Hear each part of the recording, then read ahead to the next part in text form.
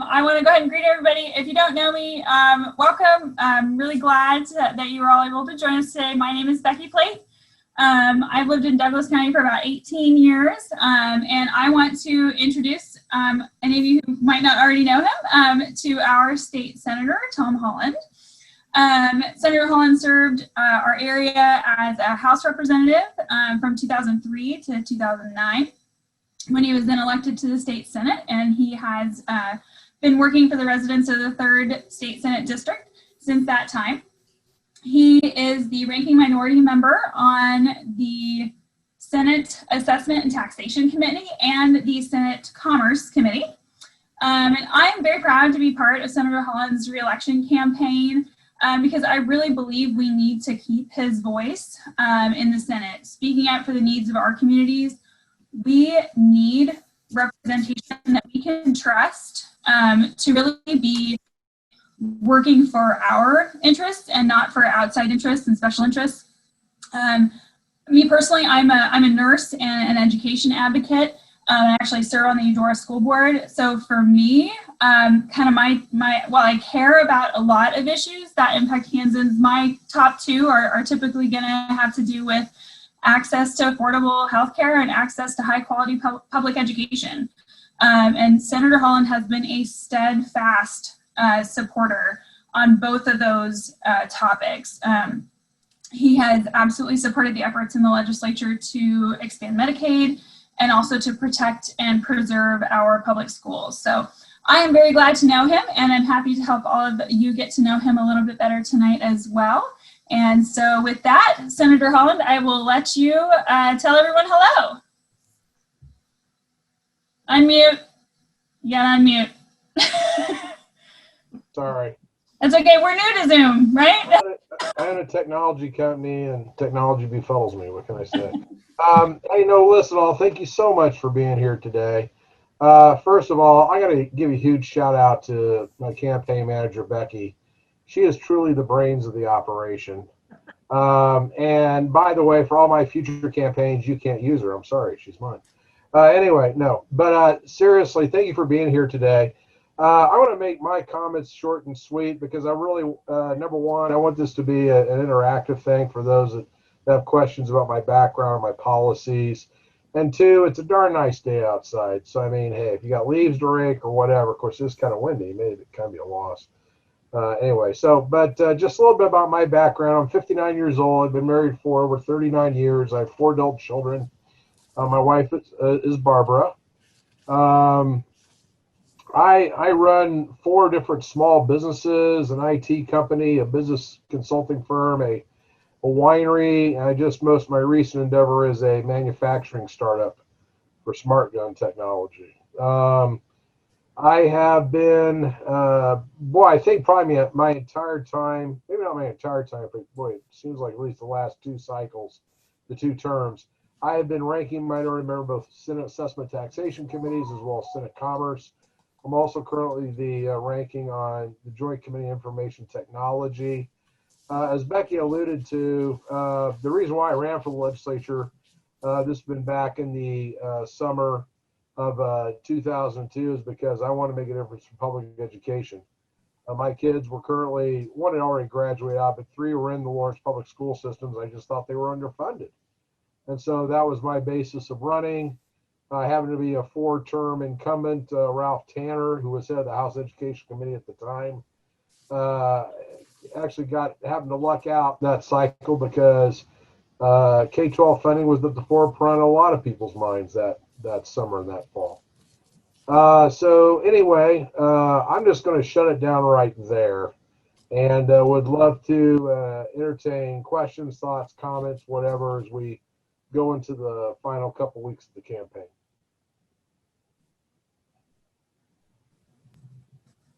So I'm just going to kind of acknowledge that everybody in the room, I think, is a pretty involved person in the party.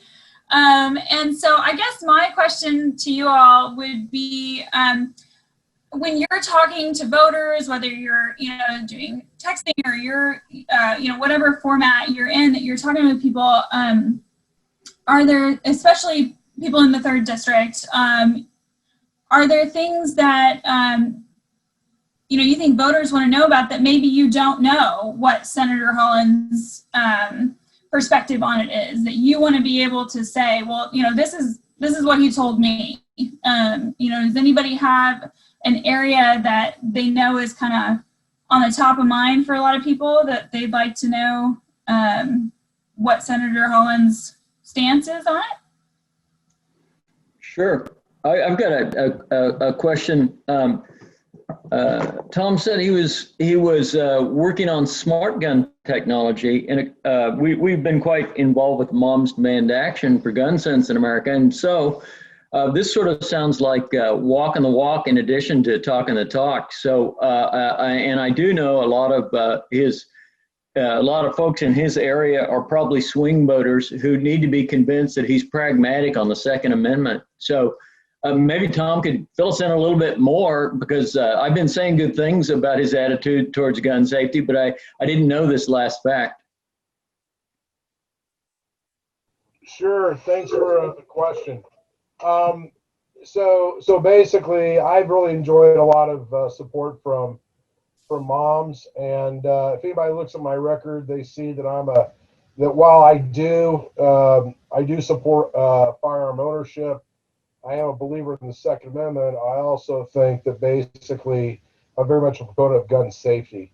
I mean, we know that there's just a proliferation of firearms in this country. I mean, we have more guns than people. I mean, that's a lot of weapons out there. And, we look at how all too easy it is for children to shoot one another with daddy's loaded gun that was left out, or for, quite honestly, maybe older teens be playing around with the weapon, not realizing it was loaded, and shoot and kill a classmate.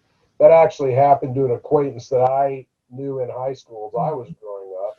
And then finally, we have, let's face it, we have teens, young adults with, psychological problems, and they get a hold of a firearm, and they're probably going to hurt themselves potentially. So, and you all recalled, I mean, it seems like every 6 months, because we just had this story in Lawrence paper, yet another young child accidentally shoots himself, leaves himself in critical condition. Somebody got a hold of a handgun. This is actually my district. This is about 3 or 4 weeks ago. A little kid had to be life flighted out. So I had heard about this smart gun technology back in 2014, and the firearms manufacturers have been trying to do it since the year 2000. And what has happened is, because the NRA, and particularly the more zealous of their fan base, have been very much against any smart gun technology being introduced in this country. I'm actually doing it because I believe it will save a tremendous amount of lives. There's actually a twofold thing of what I'm going after. I'm actually developing a handgun where we talk about smart gun. Basically, the only way the handgun can be fired is if there is that operator has a bracelet that's fitted with an RFID tag. All right, and that bracelet has to be in close proximity of that handle grip. If it is not, that gun is deader than a doornail. Okay. So, point being is, I do believe there are situations, and believe me, as a politician, I occasionally receive very threatening emails and other forms of communication, and I'm out in public, and I have been accosted at the Capitol. I understand there are situations where somebody may want to have access to a firearm. Obviously, there may be a woman who's in a battered spouse situation. I mean, whatever that may be.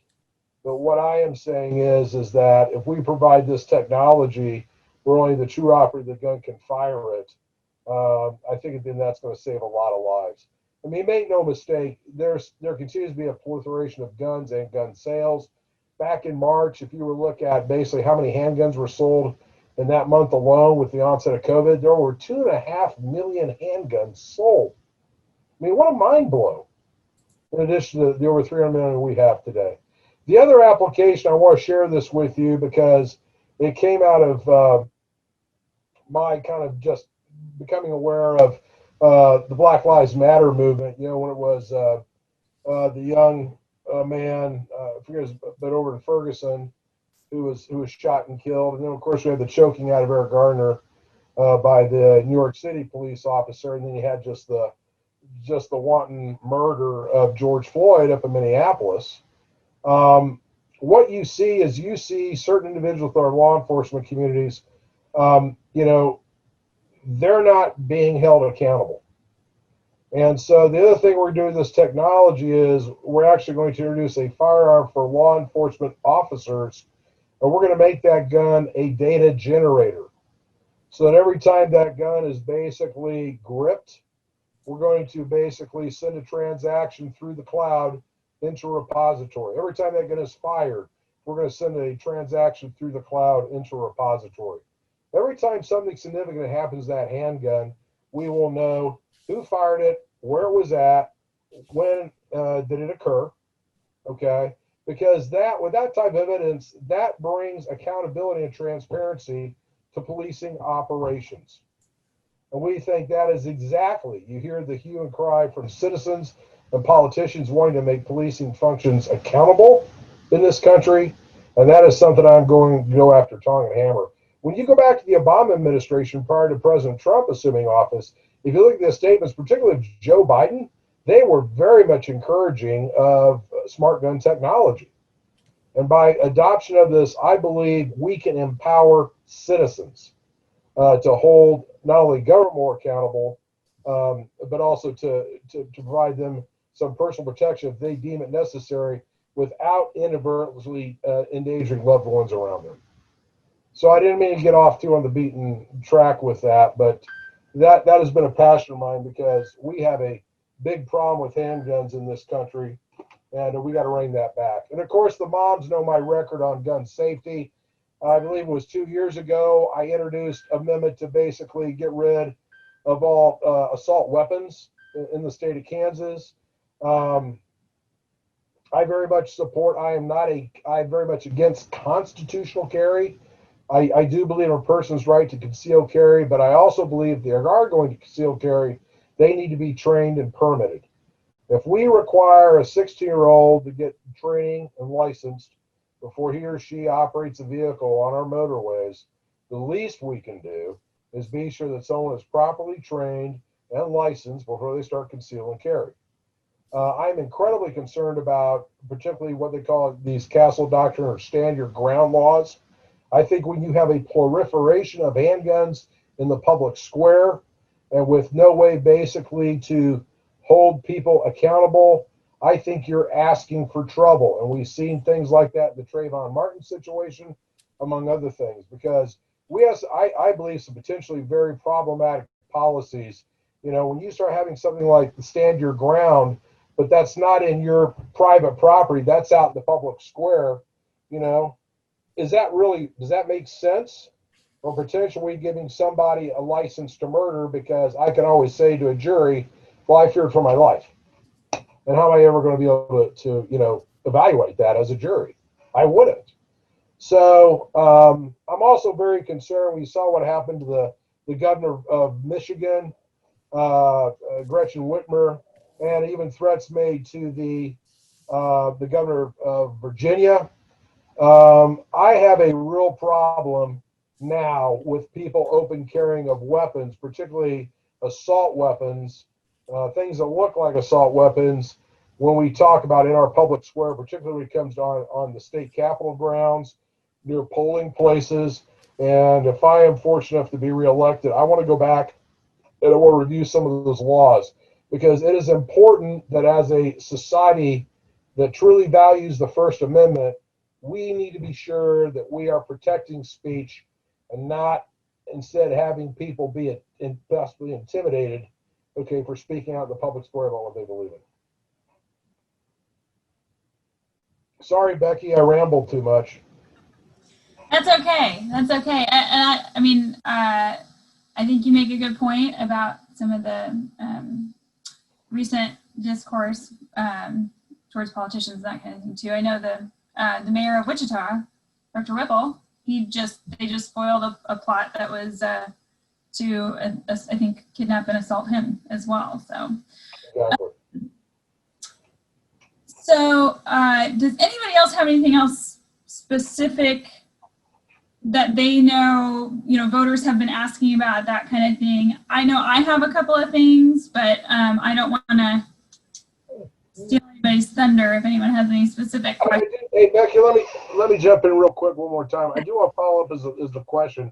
The reason why we have not been actively talking about, I would say, gun safety issues in the campaign is because, quite honestly, I believe all politics is local. And when you look at my opponent, Mr. Dove, I mean, he is Sam Brownback's BFF, okay? And so our messaging has been really directed around, Willie's the guy that, although he wasn't there to actually vote in the Brownback tax cuts, he did everything in his power to keep those things going. Like, he never voted to repeal them. He voted for the largest state sales tax in history in 2015 to keep those things going because we were hemorrhaging revenue. And Senator Francisco, who sits on our appropriations committee, could tell you all about the hemorrhaging for the Brownback tax cuts and what that did to our schools and social safety programs. Mr. Dove also, infamously, he's not liked by very many Republicans around Tonganoxie. We had a situation, you're well aware, in 2017 of where Tyson came in and basically worked with Brownback in the middle of the night shady deal. County commissioners went on, and I think some city folks in Leavenworth, because they had to sign NDAs. But basically, the gist is that they tried to bring in a chicken plant. The city didn't want it. The citizens of the city did not want that. Mr. Dove still with Jim Carlskin and I on a stage at a forum. At the end of the forum, we all agreed publicly we had pledged to keep that plant out. And Willie flip-flopped on his promise that night.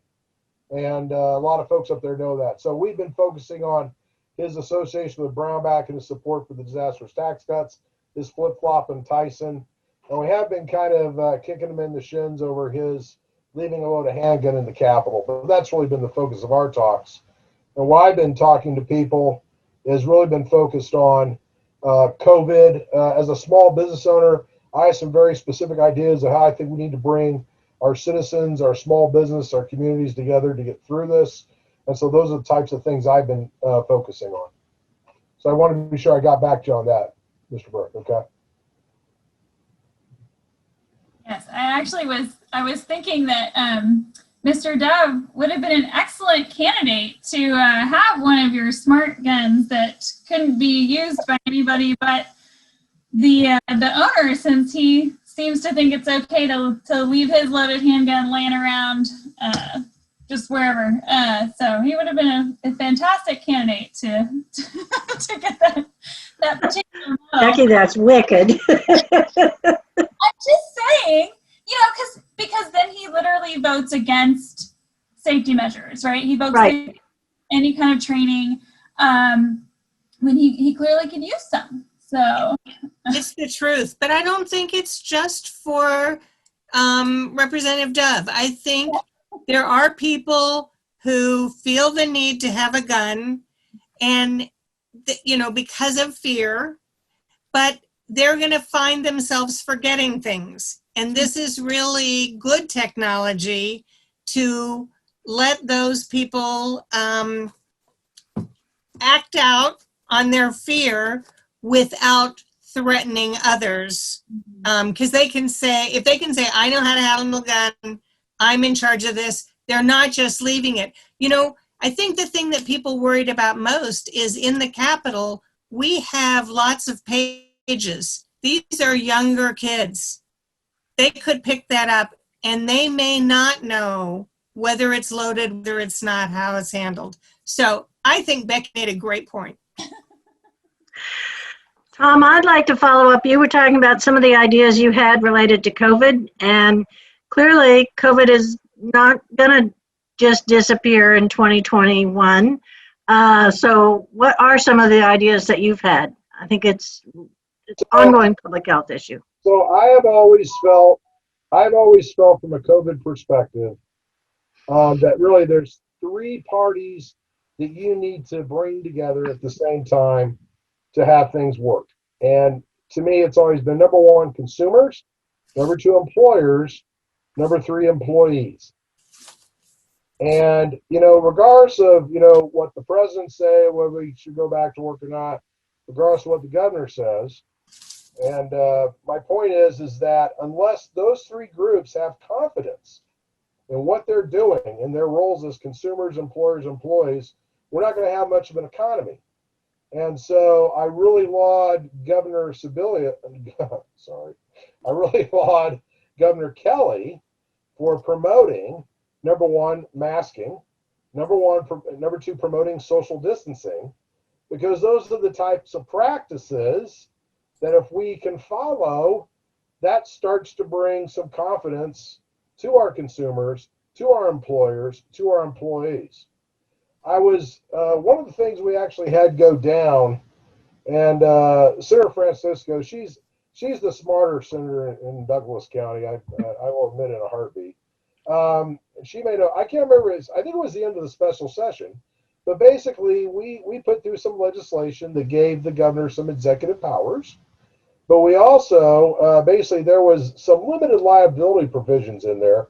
I think they were primarily for PPE manufacturers. But the point being is that when we talk about basically instilling confidence among those stakeholder groups that I mentioned, I think it is a disaster to be providing any sort of limited liability protections to employers. The last thing I want to know as an employer, as a consumer, okay, is that the legislature, the federal government has in fact given somebody a get out of jail free card, okay, and then potentially exposing me as a consumer, as an employee to healthcare issues, either short or long term. So once again, it's confidence building measures that, everybody comes together on to establish. That keeps our economy going. Yes, it's not going to be rip roaring, but I think that at least maintains a certain amount of flow, okay, until COVID eventually goes away. Make no mistake, COVID is going nowhere. COVID is only going to get worse this year. In fact, when Senator Francisco and I we had a briefing by Dr. Norman. And Senator, what was that? Maybe March or April, maybe it was late February. I can't remember. Do you remember? I think it was in March because it was soon before we adjourned, which was mid-March. Right. Okay. And so I asked Dr. Norman, I said, Doctor, when is this stuff going to peak? And he just looked at us all and he said, next February. And you should have seen people's jaws drop. I mean, they were flabbergasted. Okay. And so when you have, a certain party that's in denial about this stuff, okay, you kind of start to understand why, certain people, when they're campaigning for re-election, what their re-election message is going to be and the rationale for them to be re-elected. If it's hinged around the economy, you're going to see some parties go into denial over that. There's not any problem. So anyway, my point being is that, I don't think COVID's going to go away until really towards next fall. And I would also say that, I wear multiple hats. We all do in this deal. I'm an employer. One of my businesses we have technology employees. Now they all work off site in their own homes. So I don't have to worry about them. They don't have to worry about it. They're fully productive on their contracts. That's not an impact. But I also run a winery business. I haven't opened up my tasting room this entire year, and I'm not going to open it up until COVID's gone.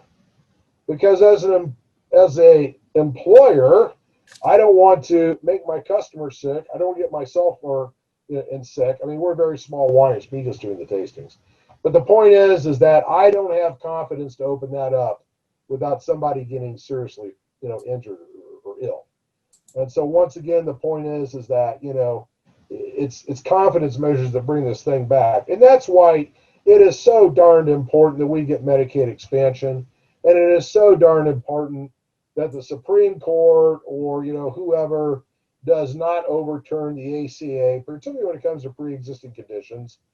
I mean, my campaign manager, she's a great campaign manager. She's also, I'm sure, an even better nurse and health practitioner.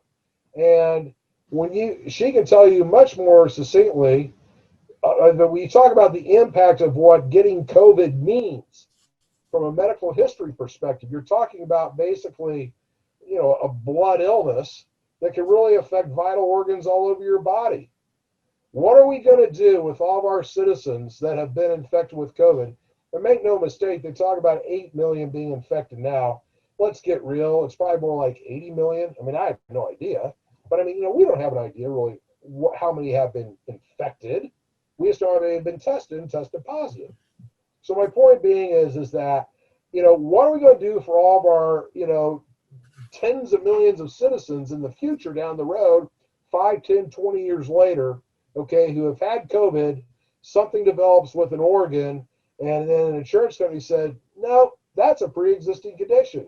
We know that by it being COVID-19, this is what it does to your body. We're not covering it. And so that is why I'm so deathly afraid of what could happen to the ACA and pre-existing conditions in the meantime. So I think another vital part of this is that we get Medicaid expansion ASAP. But I mean, we need it for our working poor, okay? We know we have families struggling every day. It's going to cover 150,000 people. We need that. I have always been a believer that healthcare it's one of those things that's vital to your economic development infrastructure. It's kind of like public schools. You got to have great public schools, okay? Because businesses want to have a smart workforce. Well, you got to have some sort of mental health care because businesses also want to have a healthy workforce, a reliable workforce, a workforce that shows up. And so I think that as a state and as a nation, we've got to get behind the idea that, we need to provide health care, a minimum level of health care for our citizens. And when I say that, I also believe that citizens need to be held accountable, okay? I mean, if you smoke 5 packs of cigarettes today, maybe the government shouldn't replace both of your lungs for free, okay? I'm just, kind of shoot from the hip here. But the point is that you have to make people accountable, but on the other hand, you need to give them a leg up because I believe, and I've started to get now numerous inquiries from either parents of families that are really suffering right now. You got people laid off. You got spouses that have debilitating diseases or illnesses. They've got kids. They got no money coming in the door. Their employment's running out from the state and the federal government. What the heck are we going to do with those people? So, this is going to get so much worse into early next year. And I just hope we have government people in place that recognize the challenge and step up.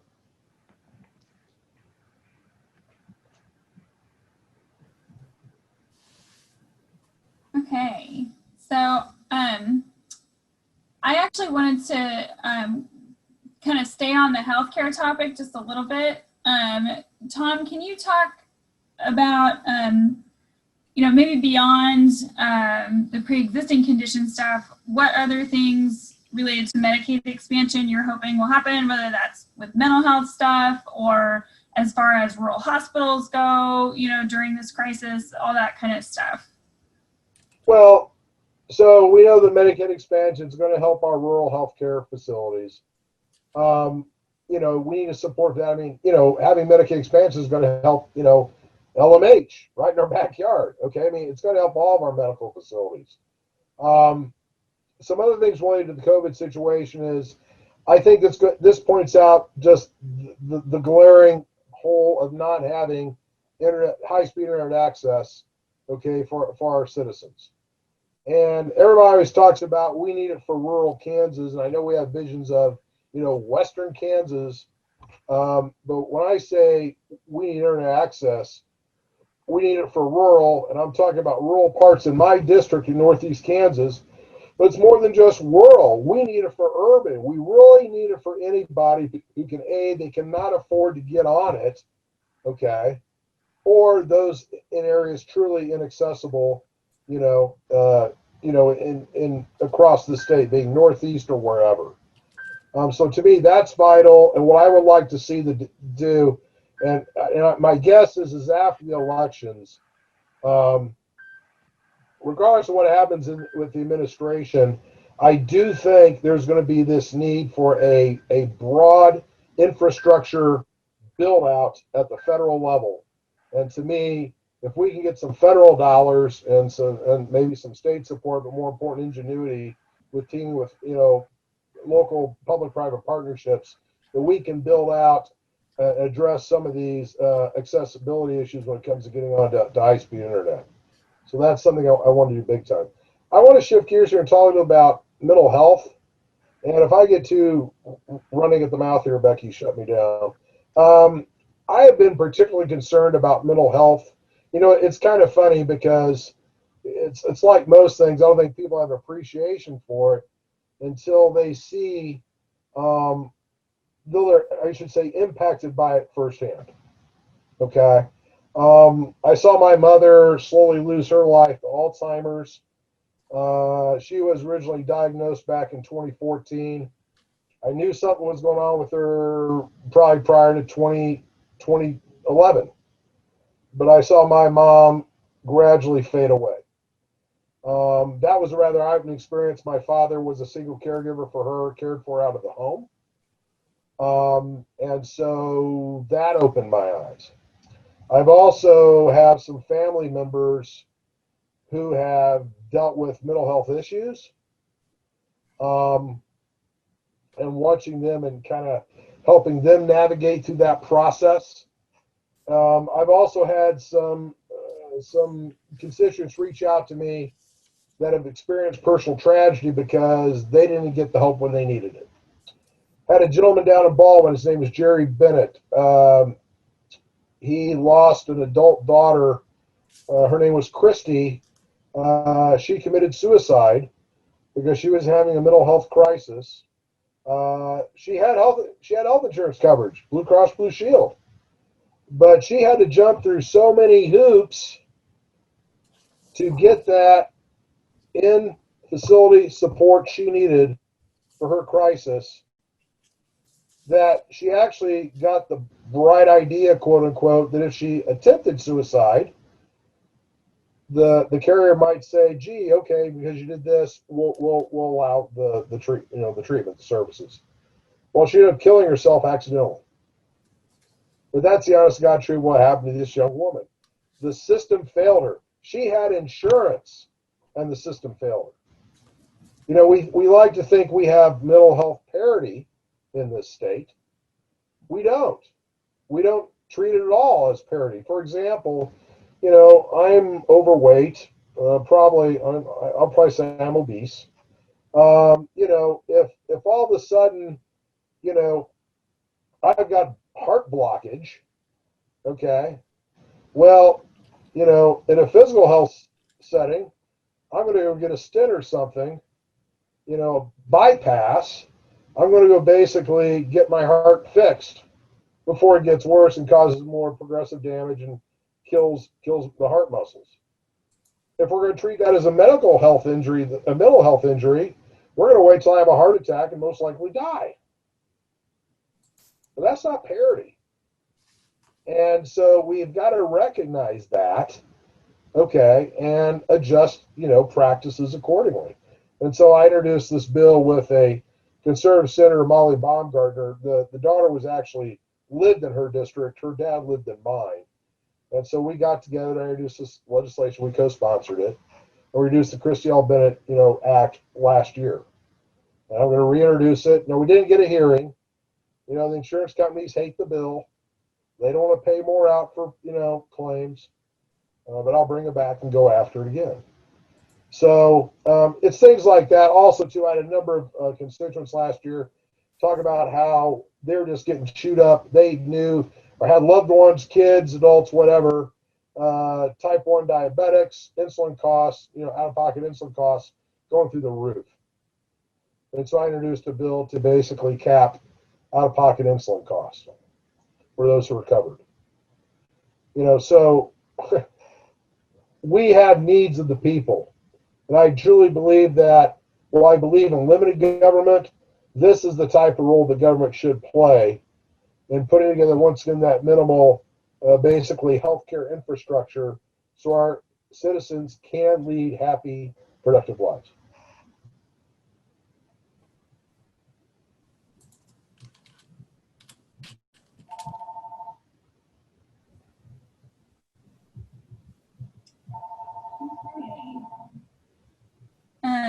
Does anybody else have any specific questions for Tom? I have one. Go ahead. Hey, Noreen, there's no math in this, is there? No, Okay, good. not at all. Okay. So I have 3 young children, and they write papers for school, and some of those papers center around legalizing marijuana, and they have educated me as to the many, many health and economic benefits. And I know our Douglas County representatives even have tried to start this in our legislature. How do you feel about that? I apologize. My wife was made aware of a phone call. Could you say it one more? Oh dear. Go ahead. Just go. Legalizing marijuana for the health and economic benefits to our citizens.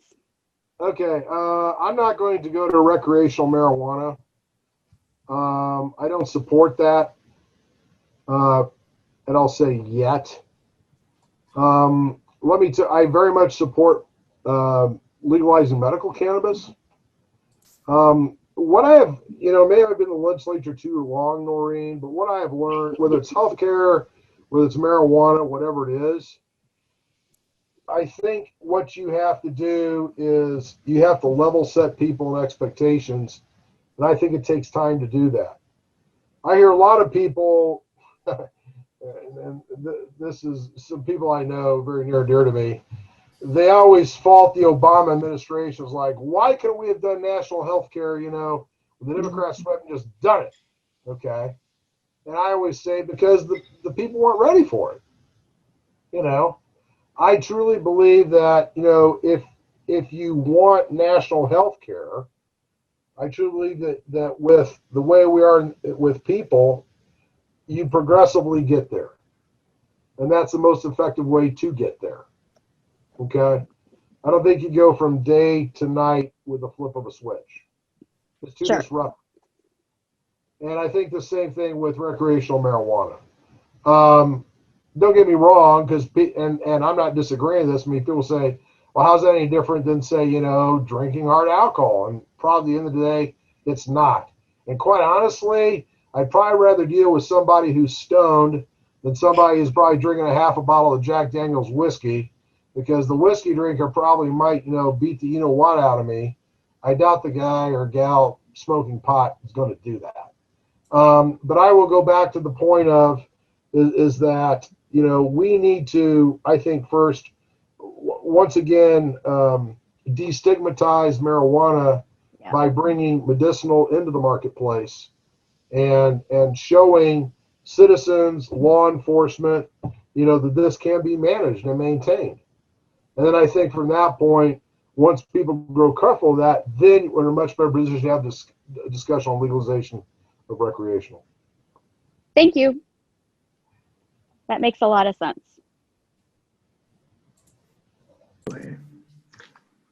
Say, Tom, this is Jim. So when someone comes to one of our hospitals in this area, and they essentially arrive without any insurance, they get treated no matter what, to an extent. And something that people don't understand is that gets absorbed into the cost structure of the hospital. There's a resentment for people getting something for nothing when they talk about Medicaid expansion, and it's not really real, or it's certainly not as significant as just giving away something they have to pay dearly for. So I wonder if people, in your experience talking to people, actually understand that, guess what? You're already paying for it, but we're not getting any subsidies from the federal government to assist us. And it forces a whole bunch of charitable decisions on a hospital that otherwise would just be facing a person with insurance. No, I agree. I agree 110%. I guess two things I would say. Number one, though it's a very rational, coherent, and ultimately, in my mind, it makes the case of why we need to have things like Medicaid expansion.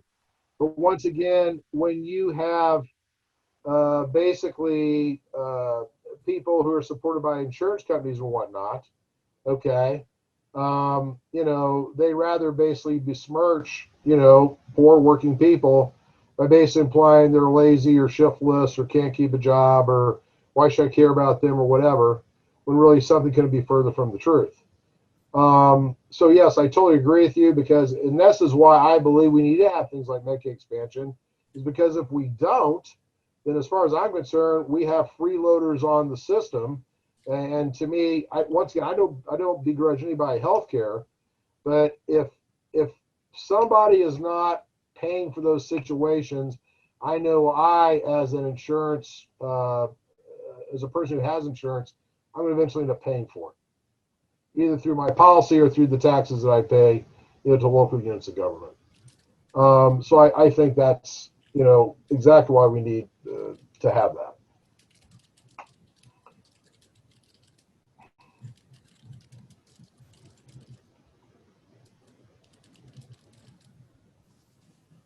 Okay.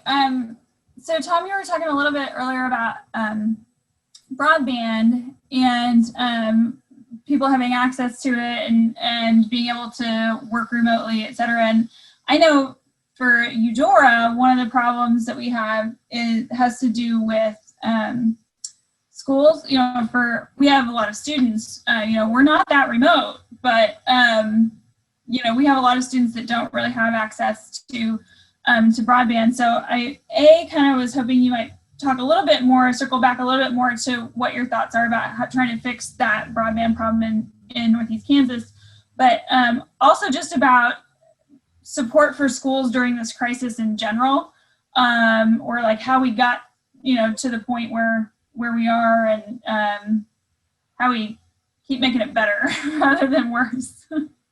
Okay. Okay, so back to the broadband, I can elaborate a little more. So what I'm trying to say is, and let me kind of put it in the step of COVID. Make no mistake, because we have had COVID, we're talking about many business models that will be significantly disrupted or destroyed. So my point is that internet access is going to become even more ubiquitous in the future. You're going to have it. With COVID, you're not going to see basically employers having all the commercial space to house their employees. All right. You're going to see more and more people driven back to their homes to work.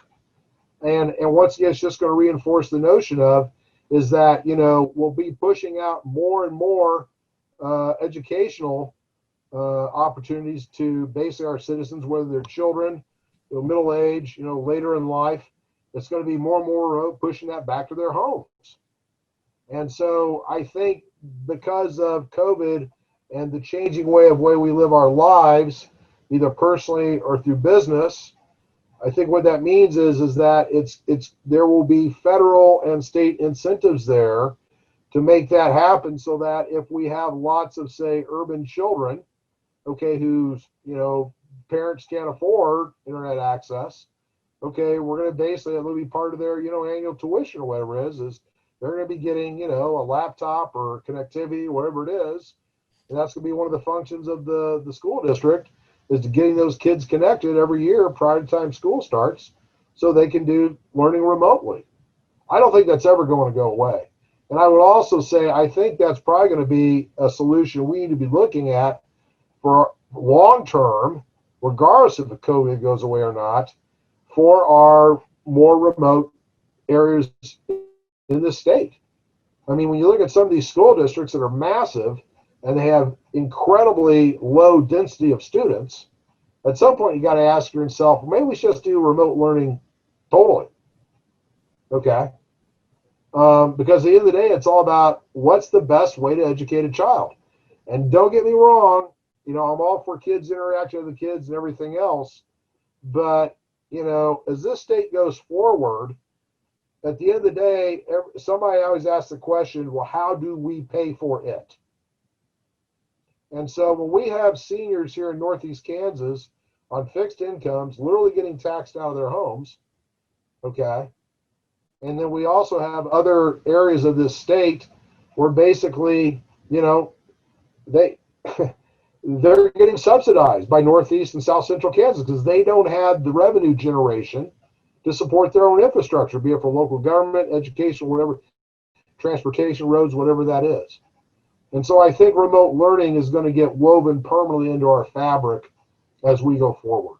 And that's why I feel very confident that whether it's a rural nature, whether it's of an urban nature, there will be long-term resources there to start wiring everybody up.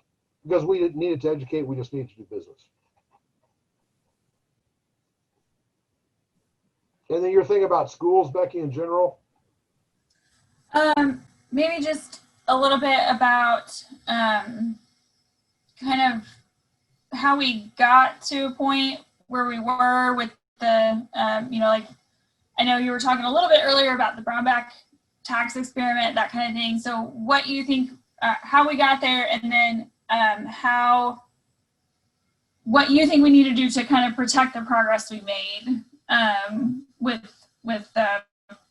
funding for K-12 education and that kind of thing. Well, I think to protect education, first of all, you have to elect and support legislators who believe in constantly funding schools. And that means driving dollars through the budget process to, our K-12 school districts. We've got to fund the formula. That's what it comes down to. There are no, magic tricks or anything we can do to avoid that. So I think that's step one. The other thing, I want to kind of circle back to COVID. This is kind of a COVID specific thing for me. I think the legislature made a strategic mistake in basically not trusting the governor or whatever, in keeping her the powers to manage this from a state level. My frustration with COVID-19 is that this is a worldwide pandemic. And in my mind, many portions of our federal government, doesn't that sound good? I try to be as nonpartisan as possible. Have advocated their responsibility in actually developing a true strategy, okay, and getting us through this. And when I say developing strategy, herd immunity to me is not a strategy. So when I say that, is that I think by not having that federal, beacon, that guiding light, that has set our country back, I believe, literal years. So now the governors, we have 50 different decision makers. The point being here in the state of Kansas, because the legislature, did not trust the government for whatever, now we've devolved this decision making on the school districts. I mean, to me, it does not make sense how this is being done from the perspective of, please understand, I do believe in local government, local control, but as easily as this disease gets transmitted, it obviously knows no boundaries. And so my point is that, when you look at, it's like a wildfire out in California. If you've got fires out there, you've got one, I guess the biggest they've ever had. It's consuming, thousands and thousands of square miles of forest lands, right? But our strategy would be basically saying, okay, for every block captain in Central California, we're going to let you have your own, strategy and input and how you're going to manage that forest fire that's consuming, a third of your state. To me, that makes no sense. We got to have a top-down strategy. I think schools, given the situation, the cards, but I think have been working admirably.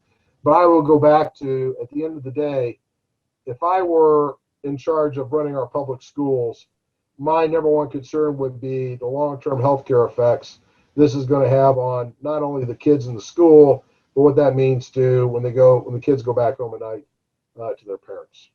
And that would be how I guide all my decision-making processes to go. And believe me, school districts have it really tough. They got a lot of different stakeholder groups, constituencies that are going in different directions on this. I appreciate that. There's no easy answers. But if we had higher level leadership, I think this could have been done quite honestly easier and much more effectively.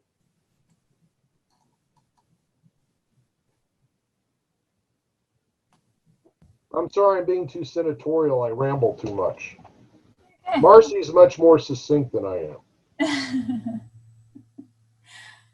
Okay, we just have a few minutes left. Does anybody have, Can you unmute yourself? Hi, hi, Tom. I know that there are a lot of, can you understand me, Yes, ma'am. Tom? Yep. Thumbs up. Okay, okay. There's a lot of the Republicans in Topeka are climate deniers. Is your opponent one of those?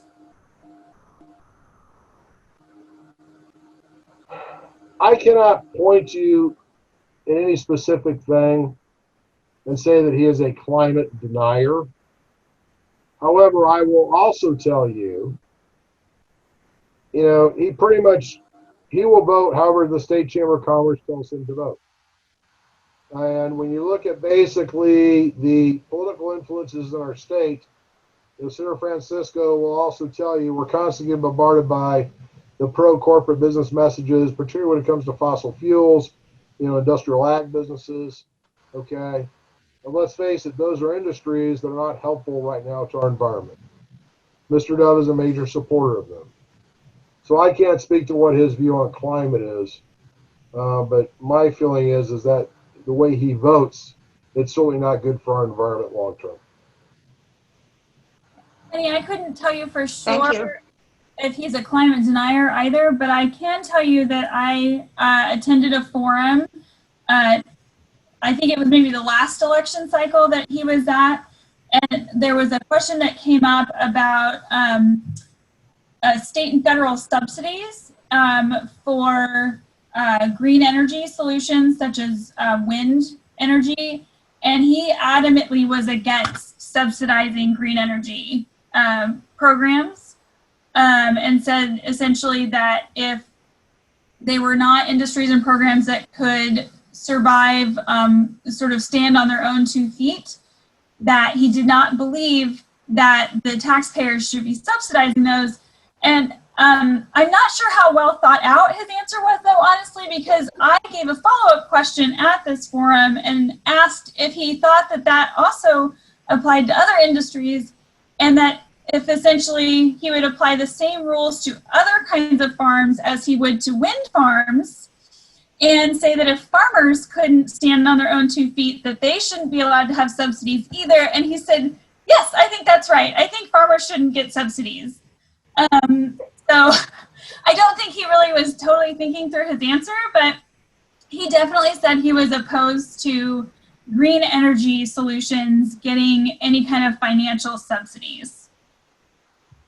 He was Well, and we also are subsidizing the fossil fuel industry. Oh, exactly. that was the context of the conversation. And that's what's hilarious is because when you look at a lot of conservatives in our legislature, they're putting through the subsidies for the fossil fuel industries, and they support them wholeheartedly.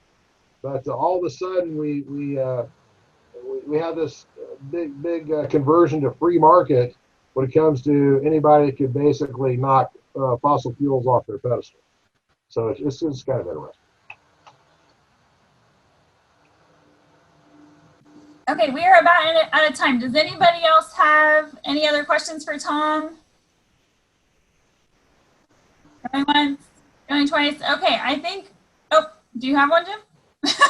Jim looked like he had. Right. I just want to, I just have a comment for Tom, and that was that at Michelle De La Isla's presentation in South Park, he made a wonderful introduction, both for himself and for Michelle. And I really appreciate it. And the crowd seemed to as well. So nicely done, Tom.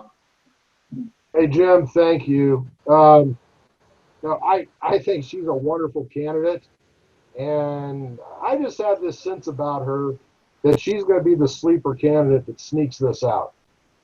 I really do. I really do. I mean, everybody is particularly hyped on Barbara Bollier. Senator Francisco and I have served with her in the Kansas Senate, and she's a wonderful individual. She'll run circles around Roger Marshall when it comes to doing stuff for the people. But there's something about, Michelle's background. I mean, as I said, she's got she's got business background, nonprofit background. She's been the mayor of a decent sized city, okay, that has urban, needs.